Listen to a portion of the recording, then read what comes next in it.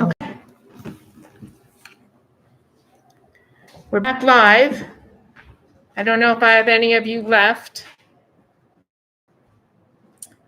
but we're back live. So I'm gonna keep on cooking here. Robert, plug my computer in, please. And we have no one watching, but we're gonna do it, and I'll post it on my YouTube page, and you guys can watch it later. Oh, somebody's back. Hello, hi Denise.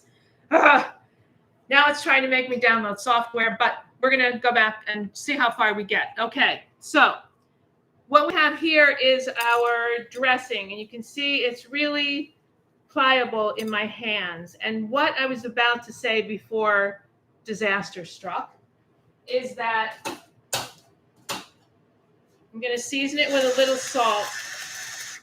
When you're doing something like making a dressing or something that's going to have your hands all goopy, hi guys, you're back. Keep one hand clean. Try to keep one hand clean. So what I have here is a ceramic baking dish that I have lightly oiled. And into it goes my dressing.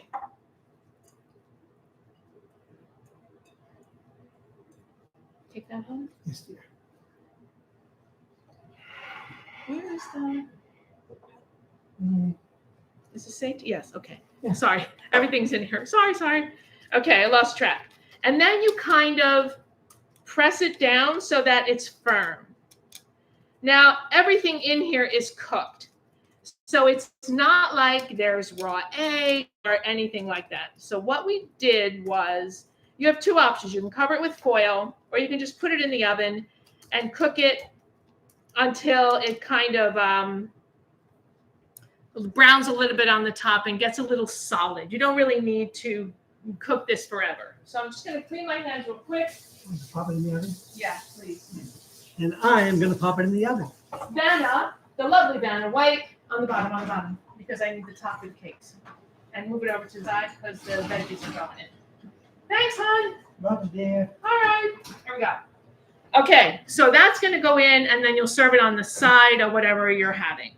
So the other thing that is, I think it's really important for people to remember, especially during, no, not especially during the holidays, all the time, is to eat your veggies. Eat your veggies.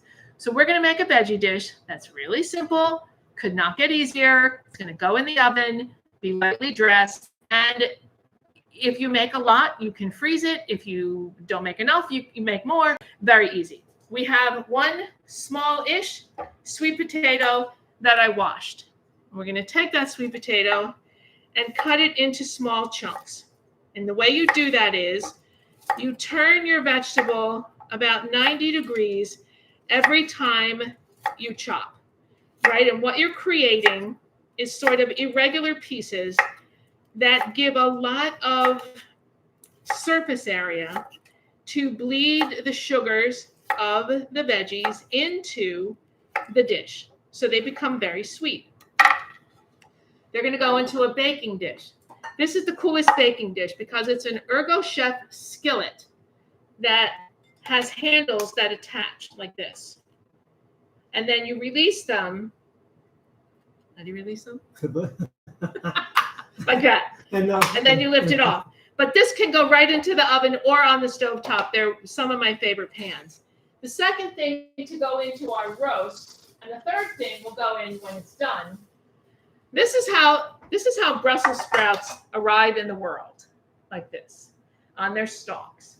I ran into a woman at a Trader Joe's one day, and she said, "Oh, what are you going to do with those?" And I said, I'm going to cook them.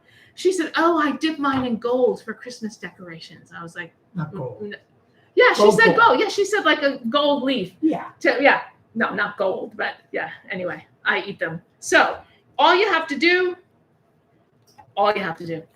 break them off the stalk. What's that? No, I got it. And we're going to just use a few because it's just Robert and me for dinner tonight. And the cool thing about them being on the stalk, besides you getting an upper body workout, is that they last a really long time as opposed to the ones that are cut.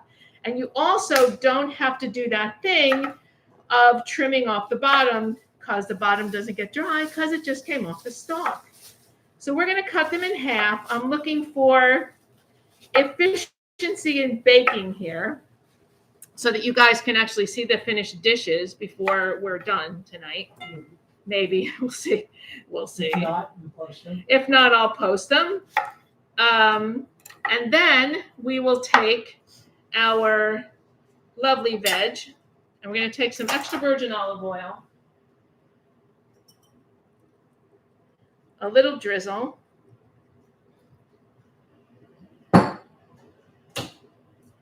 some salt, some black pepper, and if sweet is your thing, like you're nervous about having enough sweetness, as I always am, we're going to take a little bit of really good balsamic vinegar and drizzle that lovely syrupy texture over the veg.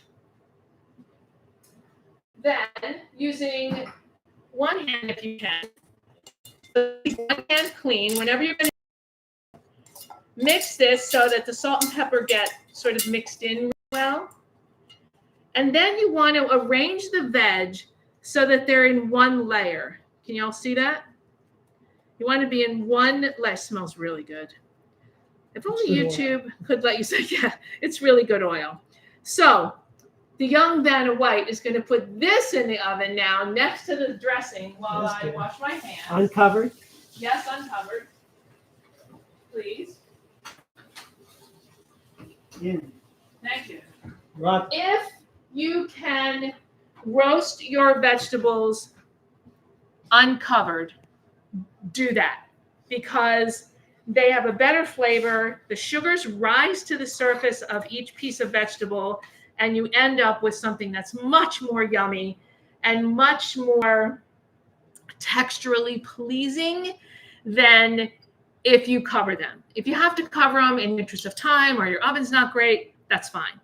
Just make sure you give yourself like 10 minutes at the end where you can brown the edges. But if you can let them be low and slow, as the saying goes, you have a much more satisfying dish. And the reason that's important is you may be a vegetable lover, which is fabulous.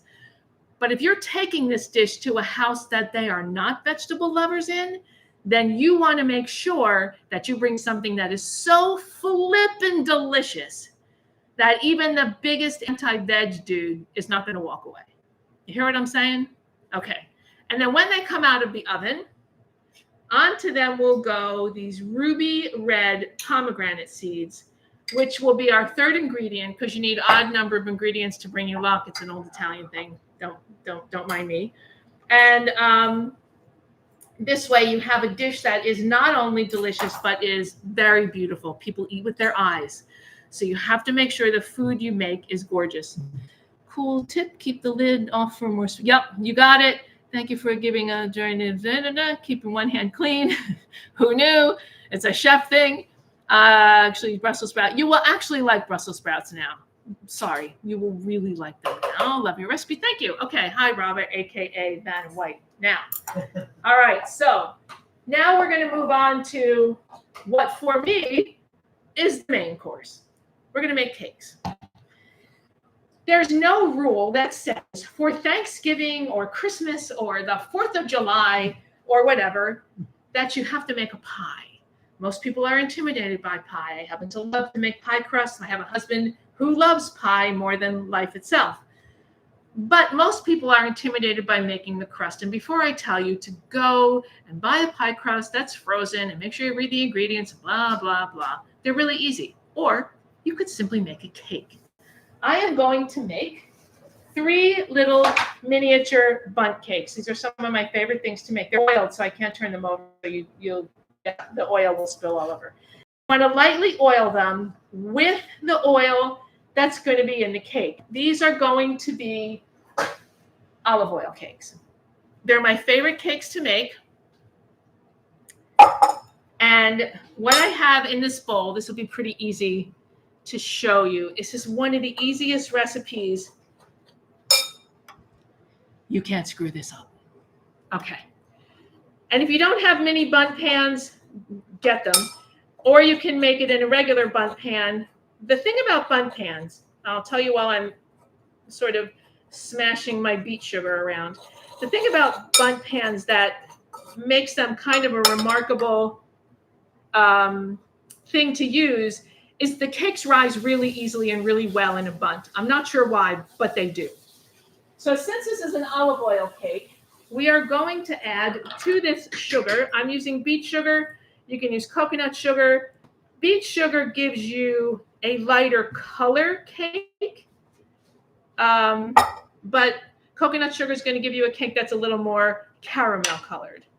And into the sugar, I am adding a 1/4 cup of olive oil. And there's 6 tablespoons of beet sugar in the bowl so far. So you've got 6 tablespoons and a 1/4 cup.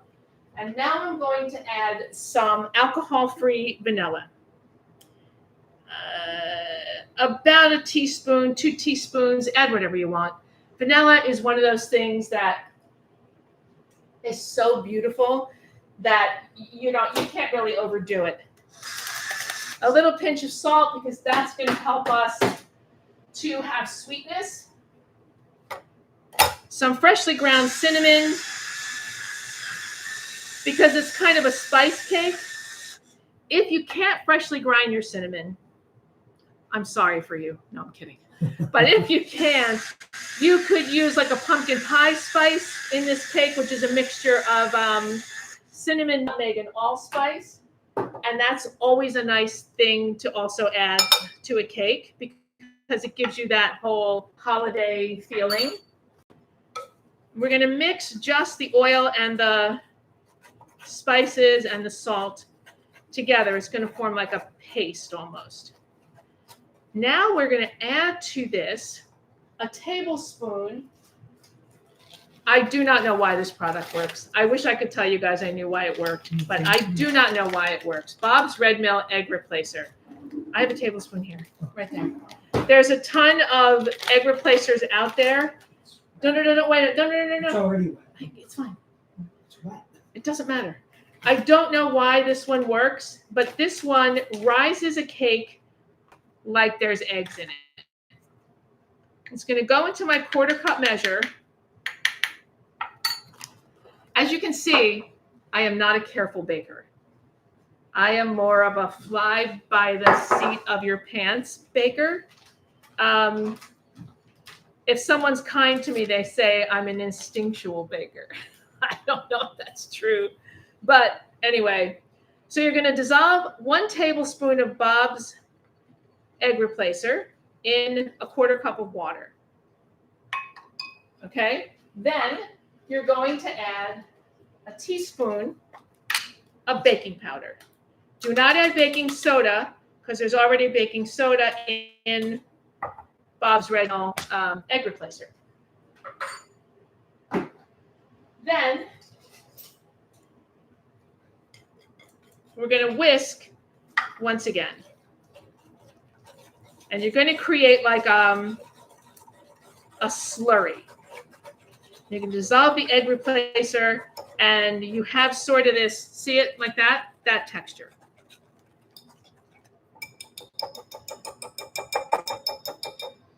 And you can really smell the vanilla and you can really smell the cinnamon because I freshly ground the cinnamon. But again, if you can't do that, then use what you have. The world will not end. Then we're going to add to this 1 cup of loosely packed, if you want to call it that. That's a 1/2 cup measure, right? Yep, it's a 1/2 cup measure. 1 cup of loosely packed sprouted whole wheat flour, which is the flour I use for baking. And then we're going to add about, I don't know, maybe a 1/2 cup of water, maybe a little more. And we're going to go in and we're going to mix it. We'll end up whisking it, but we want to go in and make sure we have a nice spoonable batter first. And this is going to give us like a spiced vanilla cake. Do you want nuts in this, hon? Sure. Walnuts? You want to get them for me? And you could add carrots to it too. You could add carrots to it and turn it into like a carrot cake kind of thing. You could add raisins. You could do what I'm going to do, which is add a few nuts, a few walnuts. But you see my texture here? This is still a touch thick, but because I'm going to chop some walnuts,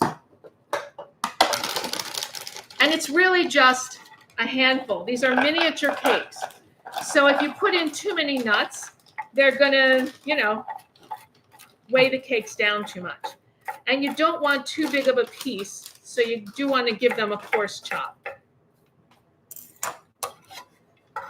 They'll go in. A touch more water, just a touch more water. Maybe, so totally I think I put in about 3/4 of a cup of water. Now you could also bake with oat milk, rice milk, almond milk, soy milk, whatever. I have found that I get beautiful light cakes. I don't sacrifice any flavor by using water, but I do get rid of some calories. So that's my advice. So now we're going to take our lightly oiled pans. Let's see if I can do this in a way that you can see. And we're going to equally distribute our batter into the pans. Now there's one little trick I'm about to show you. Once I get all the batter in each pan, you have them equally distributed and get all the goodness out of here. What you end up with, I really just eyeball these. They don't always come out the same size, but close enough. Once your batter is in, how's it taste? Wait. Oh, yum. Okay. Once the batter's in, you go in here with a spoon. Don't shake them. Don't pound them. Right? You go in. What's that? More for that one. Sure. And you just kind of make the batter even. Right? Just make it even. Robert's getting the last bit of goodness because one of my cakes is decidedly short. That's good. Thanks, Tootsie. And you just make sure they're even so that when they come out of the oven, you don't have crooked cakes. Okay? And these are going to go into a 350 oven for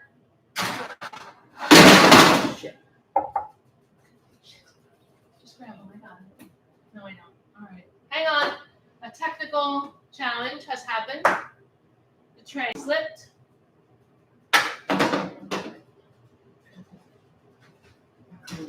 No, I got it. No, give me the tray back. Just let it push in. It'll be fine. All right. They're going in the oven. I'll clean that later. At 350 for 23 minutes.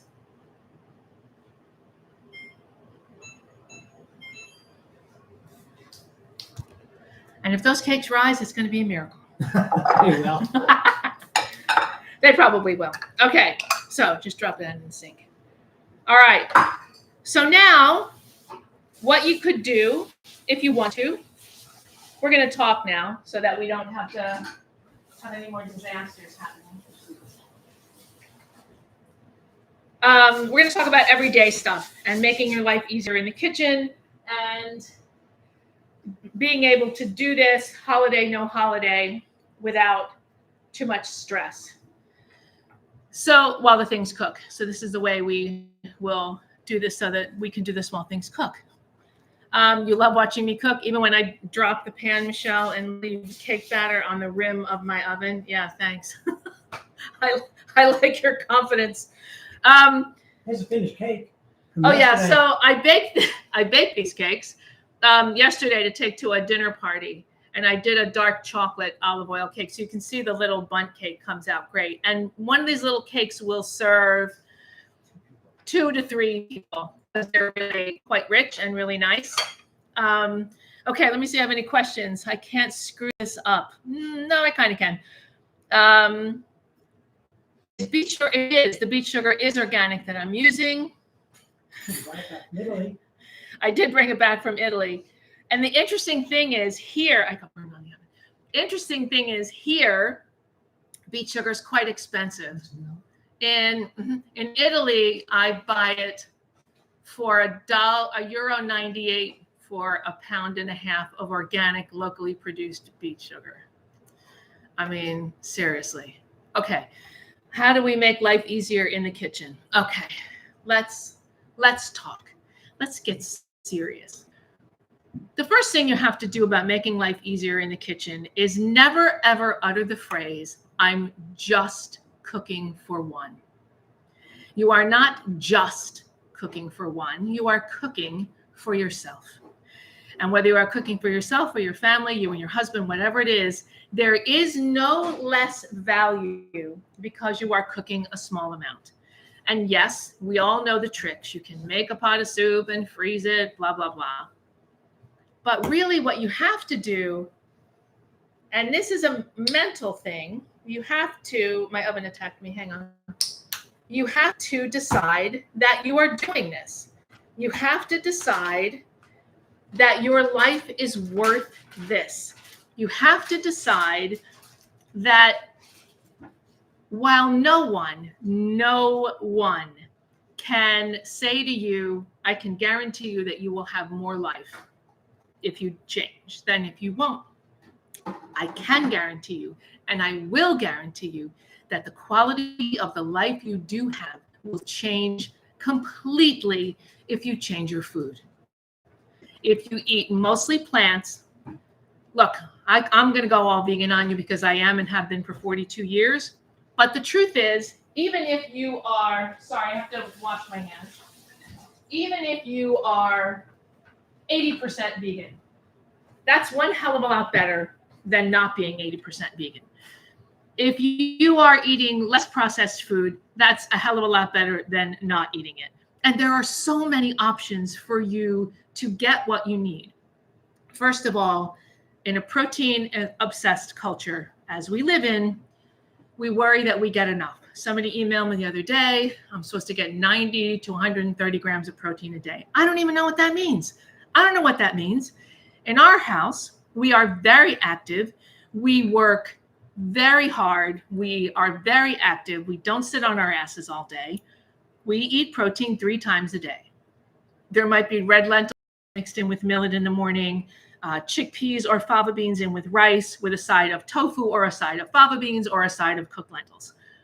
Lunch has protein, dinner has protein. We eat larger in the morning and the afternoon before the gym, and we eat very light in the evening. I mean, I know we're cooking dressing and veggies. That'll be lunch tomorrow. Dinner for us is soup and salad or soup and a piece of bread. We eat light because we eat late in our house. We're both from European families, so we choose to do that. Good. You should make the move to be vegan. But there are so many options. For me, the less processed, the better. So we are big, in Italian, we're called mangiafagioli, bean eaters. We eat lentils, fava, chickpea, black beans. I cook them dry, usually, because I have the luxury, and I know it's a luxury, to work from home. If you don't, that's why they have canned organic beans. The best quality bean is Eden. I have used every bean on the market, but Eden, I want to get this right. I feel like I'm a bad Vanna White. Anyway, I like these. The flavor is the best. I rinse them, get that stale water off. But when you buy canned beans, usually there's a funny sort of odor and vibe off them, and Eden's beans are great. And they cook them with a sea plant called kombu, which tenderizes the fiber in the beans. No salt, and there's salt from the kombu, but it also gives you minerals. It's low in sodium. So it's great. And the beans are tender, and you will not be musical when you eat these beans. You can also go the very traditional route of, here you go, don't run from the room, tofu. But if you are anti-soy for whatever reason, there's also tofu made from fava beans, which is amazing. It's so delicious, extra firm. It works in everything. Tofu. Then this is a tofu made from pumpkin seeds, very high in protein. Nothing else but pumpkin seeds and water. right? So there's that.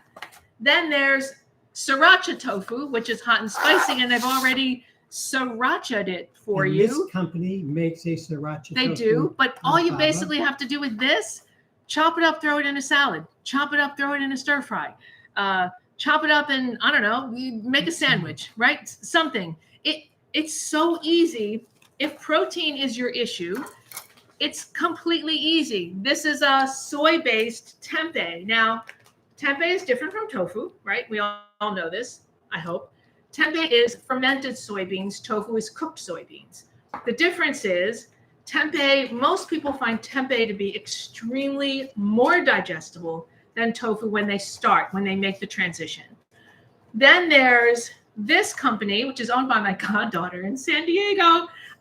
She makes a soy-free tempeh, which is delicious. This one's chickpea. Yeah. This one's chickpea. Yep. And she Yeah. also makes a black bean and a mung bean. So there are so many options. There's the seitan that we used in the stuffing, which is a very traditional product made from wheat gluten. But if you have a gluten issue, this is not for you.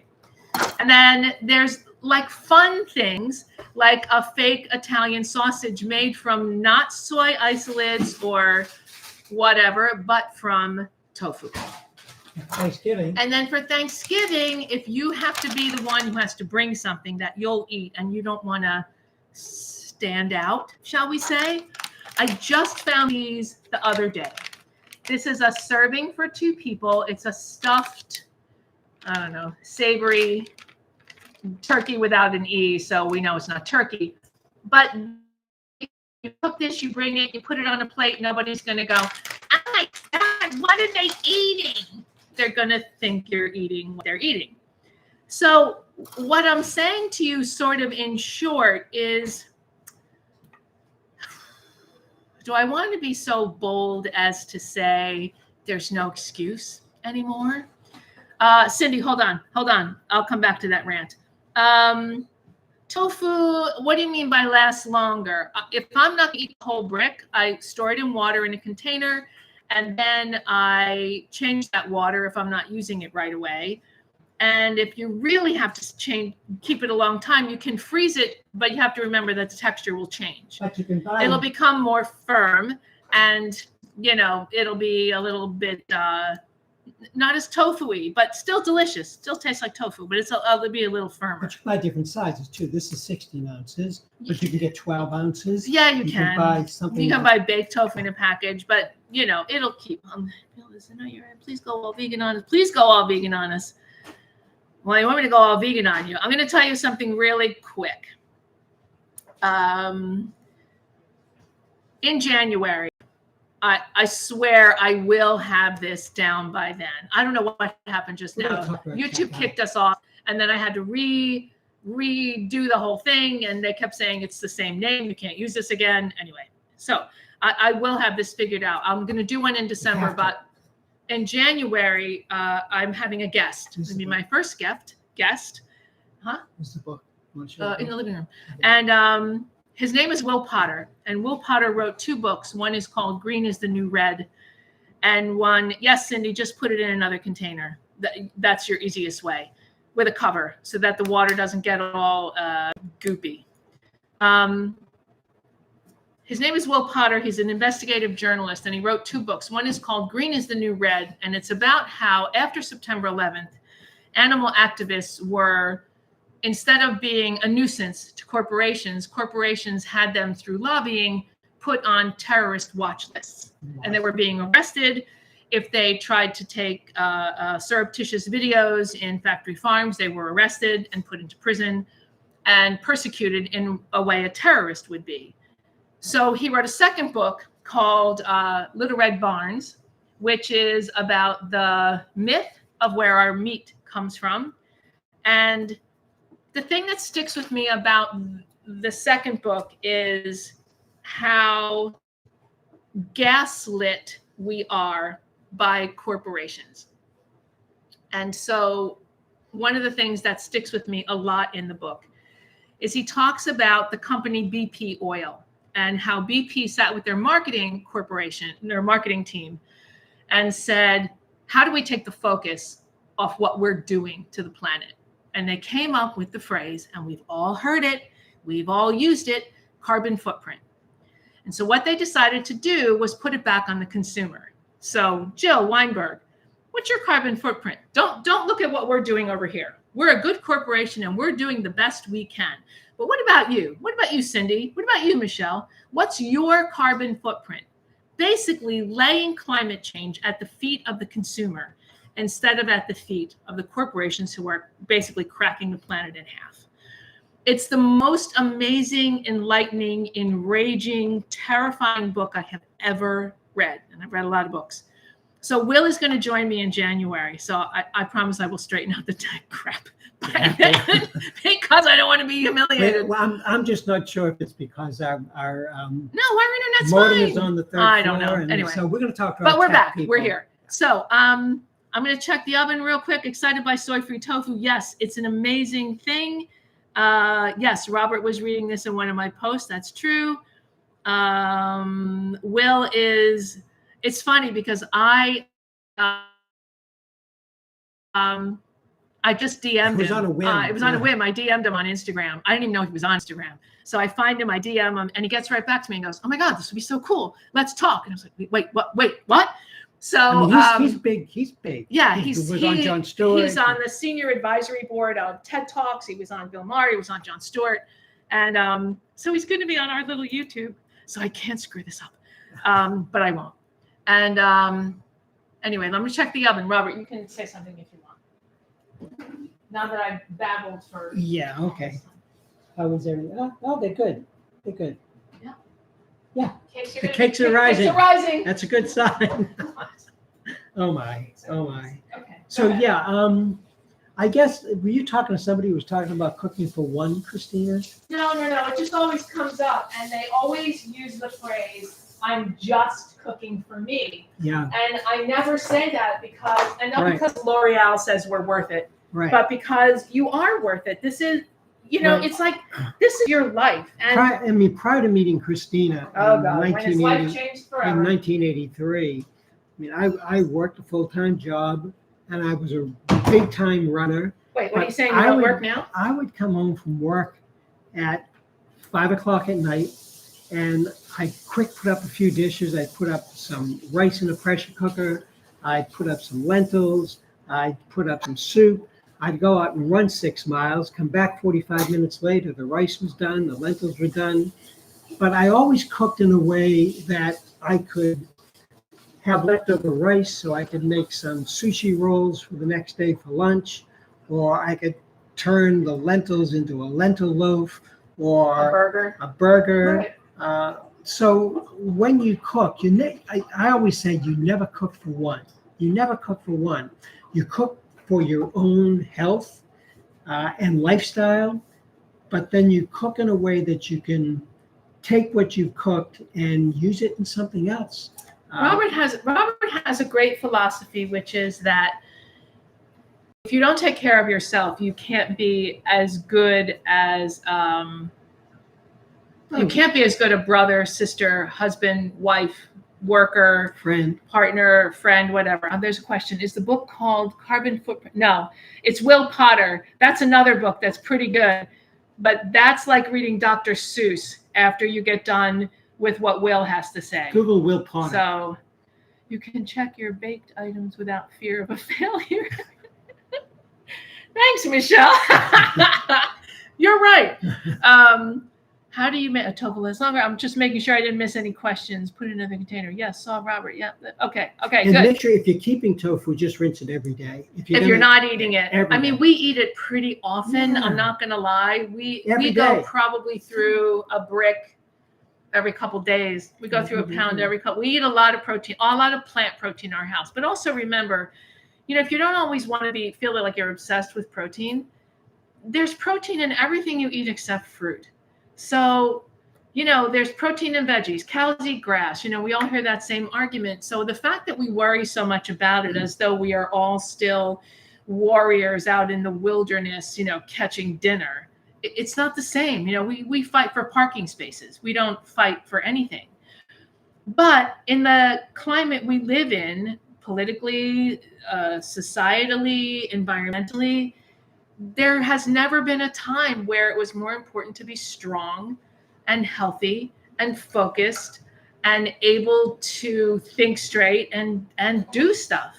So you can't make a difference in the world if you can't get off the sofa. You know, I always make the comparison of when you wake up and you feel lousy, you just want to lay on the sofa and watch Netflix or whatever you binge on.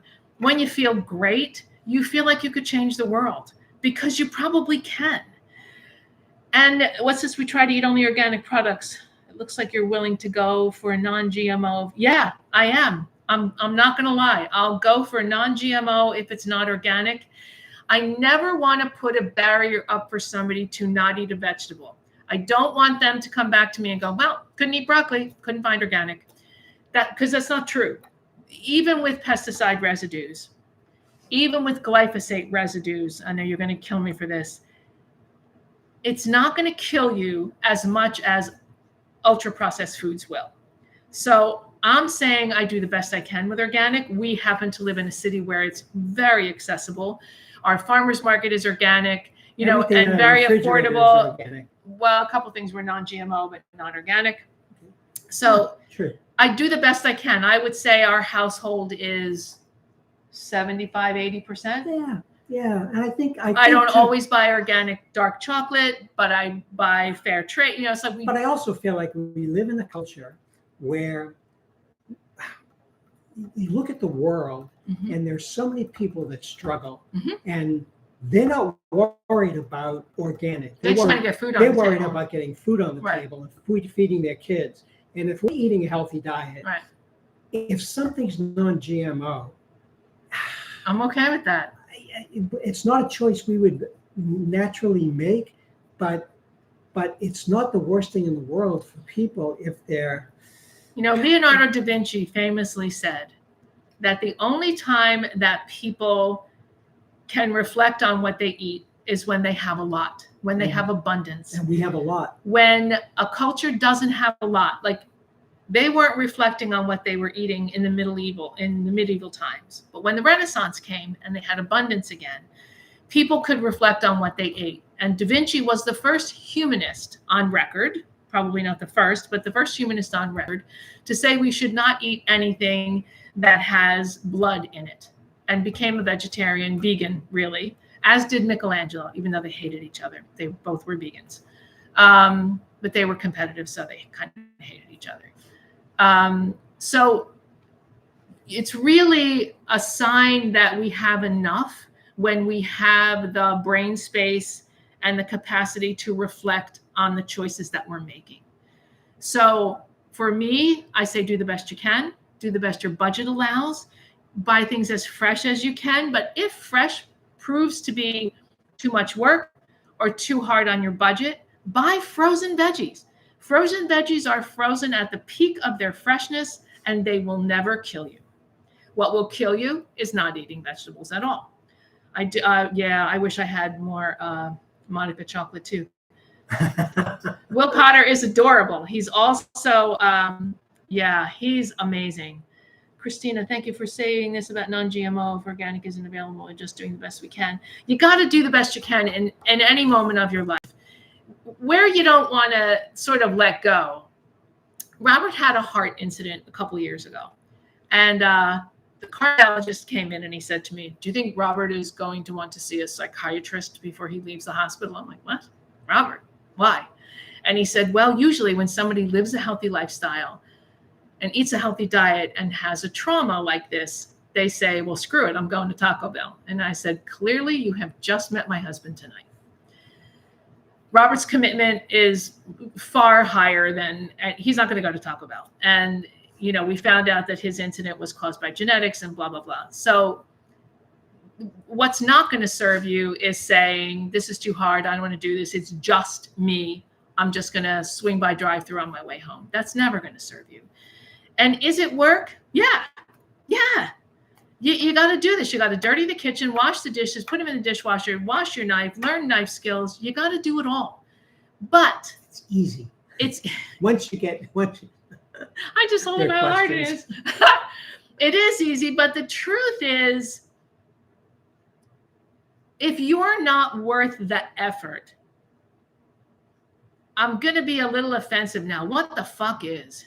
Seriously, if you are not worth the effort, you, not your family, not your friends, not your neighbors, not the person you're trying to impress, you, if you are not worth making the effort to feed yourself in a way that keeps you strong and healthy and focused and nourished, then I'm not the person to help you. You should get a shrink and come back to me later.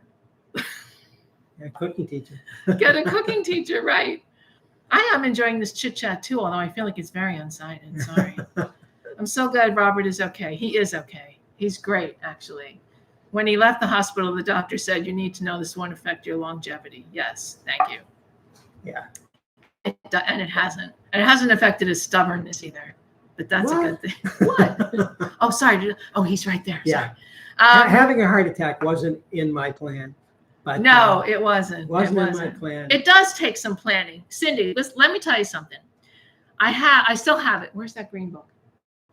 Which green book? The green that you used to use. Oh, yeah, it's over there. I think it's over there. Okay, I'll get it. Robert used to have a green photo album, a little photo album, right?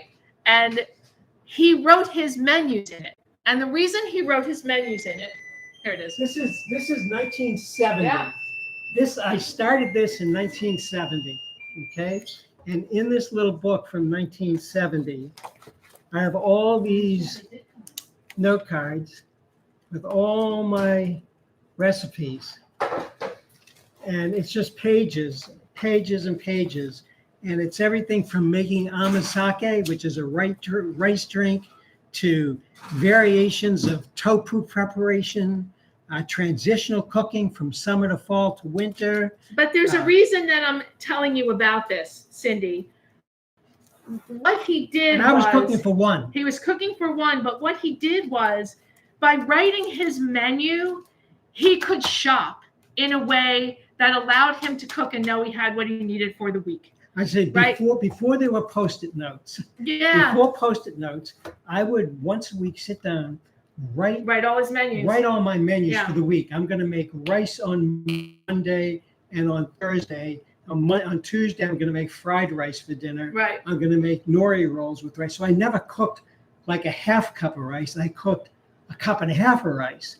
So then I'd write my menus. Then I could make a shopping list. Then I would go shopping for the week and cook. But the truth is, if you do that for a couple months, right?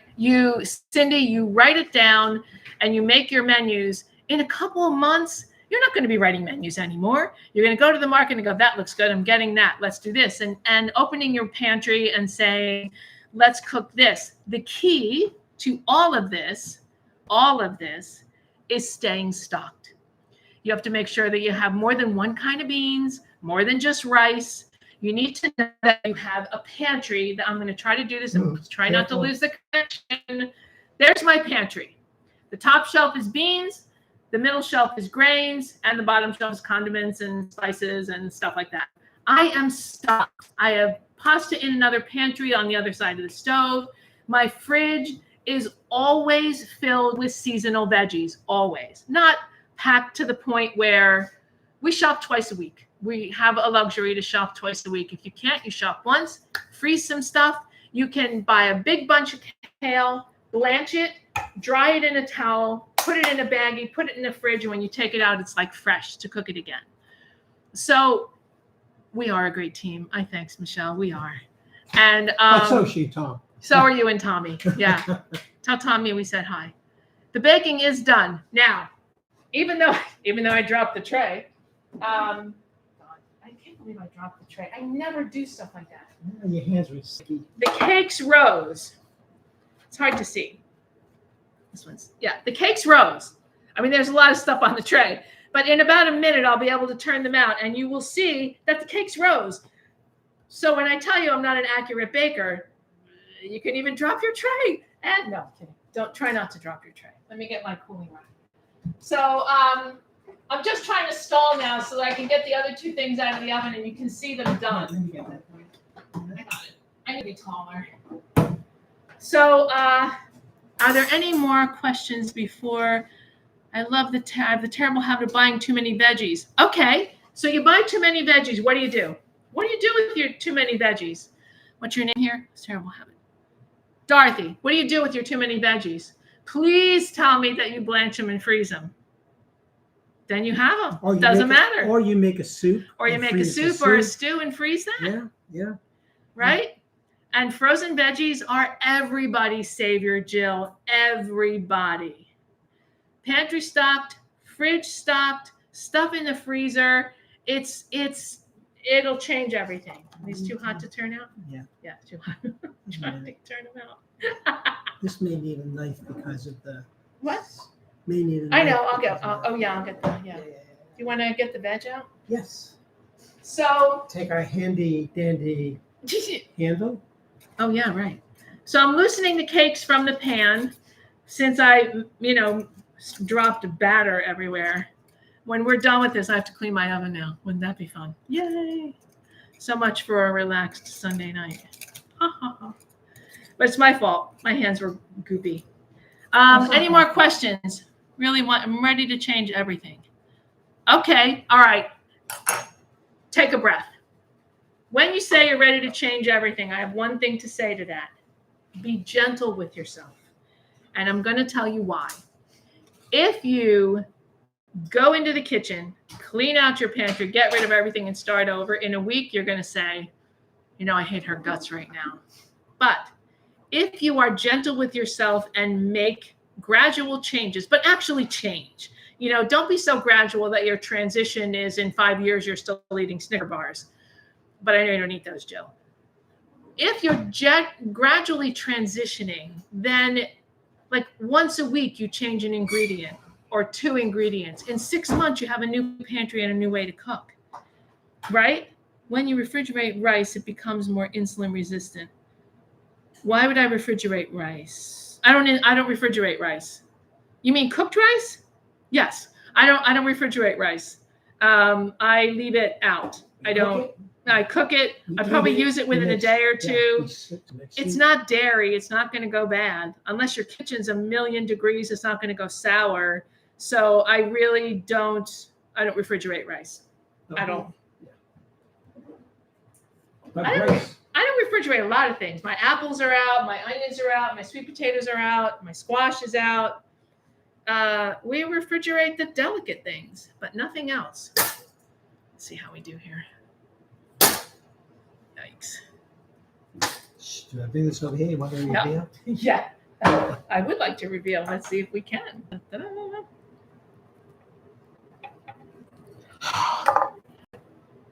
One cake. 2 cakes. Shit, it's hot. Too hot? No, it's just hot. That's all. 3 cakes. And these cakes are going in the freezer when they cool.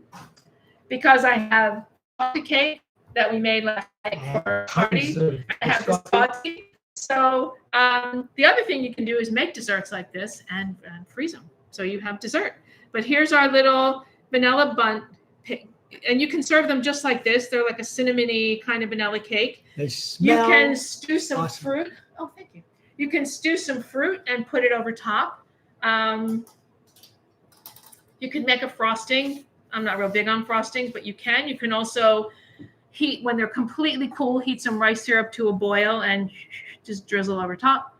They're vanilla, so you could melt some chocolate and drizzle over top. Before leaving for Italy, Christina made biscotti for the trip. I did. And she left a dozen in the freezer. Knowing. When we got home 8 weeks later, and boy, they were delicious. They were like fresh. Yep. So yeah. Okay. Here, this is your.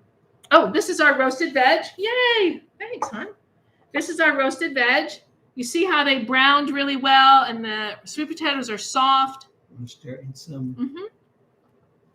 Put some pomegranate in there. They're yum. And you can see they didn't stick. They're still moist. I can smell the balsamic vinegar. Yay. All right, so that came out. And then our last thing is our, our dressing. And you can see it got nice and firm. The edges are browned here. So you'll be able to just like scoop this out. You can make a mushroom gravy, serve it up, and you don't have to save something like that for the holidays, right? It's winter. You can cook hearty food. You have a loaf of bread that goes stale. Make a dressing and serve it on the side of, I don't know, a veggie burger, or instead of having a piece of bread with your soup, have a little scoop of dressing. Keep it in the freezer, warm it in the oven. There's so many ways that you can kind of pull this together and not let it overwhelm you. The problem that we face, every single one of us, is that we are the niche. At the moment, we are the niche. No one, well, not no one, but many people are not eating the way in which we eat. They're just not. They're not eating this way. So we are always the outliers, which I kind of like. But as an outlier, it makes it harder for you to eat out. It makes it harder for you to throw a dinner party because people will be like, well, what are you making? Should I eat before I come? But once you get the reputation of being a fabulous cook, then they're going to clamor to your door, or if you want them. So, because rice is high carb, so it doesn't spike blood sugar. Yeah, but I hear you. I hear you. I am not I'm not an anti-carb person, so I'm glad it doesn't spike blood sugar. But I kind of don't worry about that kind of thing because my health doesn't require me to worry about that. If it does, then yeah, do what you got to do to not spike blood sugar.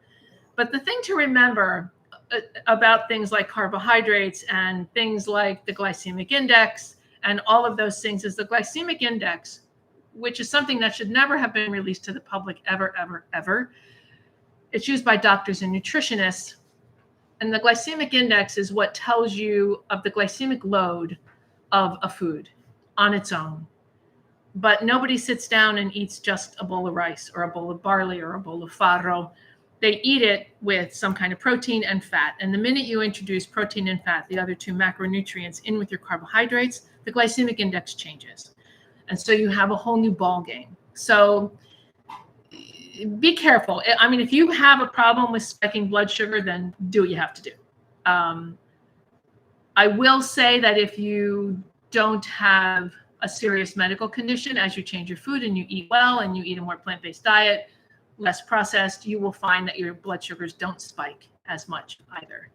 So little by little, sharing great meals, my family has moved away. Yeah, man. Yeah, of course they have. It's little by little, though. Don't you feel like you're pushing a rock uphill some days? I do. There's days when I get out of bed and I say to Robert, hi, hon, time to push that rock uphill today again. So thank you. Thank you. Thank you. I am pretty reasonable because I think that we can't make this hard for people, only because we are so niche and we are not the mainstream, and people go out of their way to make us weirder. I was listening to NPR a couple years ago, and then I promise I'll let you guys go. I was listening to NPR a couple years ago, and it was Joshua Johnson who was hosting the show 1A, and they were telling a story about the Army of Finland going plant-based because they would be healthier as soldiers. And he said, I think I would rather give up my life than give up meat. And I called in and said, it's 2020, right? I mean, and he made some like stupid vegan joke. And I'm like, wow, really? Is this the 80s? Did the 80s call and they want their jokes back? But it's never going to change. And the New York Times wrote a great article once about why people hate vegans. And one of the reasons people hate vegans is because they know that we're right. We know that the planet would be in better shape if we ate more plants, that if we ate less meat, our health would be better. And, it's like we hold up a mirror to people that they're not necessarily ready to look in. So even with the people around you, especially as we go into the holiday season, please be gentle with them. Be gentle with yourself. Serve delicious food and you will enjoy everything. Let me look at these last 3 comments. I belong to a church supper group where I'm the only vegan. So when I host, I make one of my tried and tested great dishes. Always the guests love the dish. Duh, there you go. And stay away from the V word. I have a friend who's vegan, but she's a processed food vegan. So was I. I mean, when I started, I was Oreos and Diet Dr. Pepper, baby. How easy it could be for her or someone. Yeah, true. Vegan is misunderstood. Yep. Divide each dish into 2. Yep. Oh, that's really funny. She divided her dish into 2, called one traditional and one vegan. And no one knew the difference. Do you consider just egg processed? It is processed, John. It is not ultra processed. I mean, you could say that, you could say tofu is processed. Miso is processed.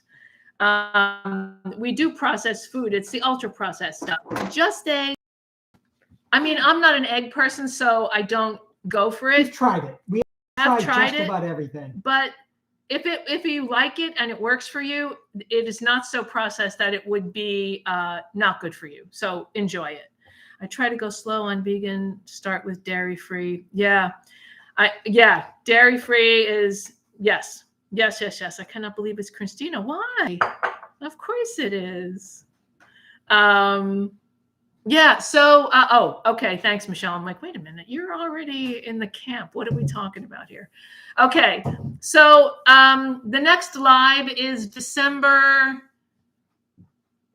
7th. 7? I don't know. The first Sunday of the month. And I'm sure I'll get questions before that. And if I don't, it's no big deal. You're going to be stuck with what I want to do. What I was thinking I would do, if you guys are into it, since you guys get to decide, December 7th, 5 p.m.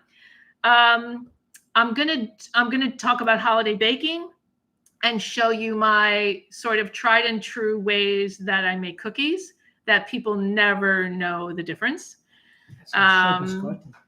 And kind of take you through that process a little bit and talk about whatever you want to talk about. But I thought we'd bake cookies because it's, the holidays. And then in January, we have Will. So I will take this moment to thank you all for being patient. I don't know what happened with my connection, but we're back and we're here and we did it. And have a lovely, lovely, lovely Thanksgiving. Be kind to your family. Be kind to your family. And hopefully they'll be kind to you and be kind to each other. Take care of each other. And look how our communities are all coming together now with people, struggling with hunger. So just take care of each other. And we love you very much. And thank you so much for hanging in with me, even when I'm technologically challenged and when I drop cakes on the stove. Anyway, thank you very much. Yeah. And anything else, Robert? Thank you. That's it. Thanks, guys. Love you. Bye-bye. Bye. Take care. Ciao. Oh, shit. I don't have a touch screen.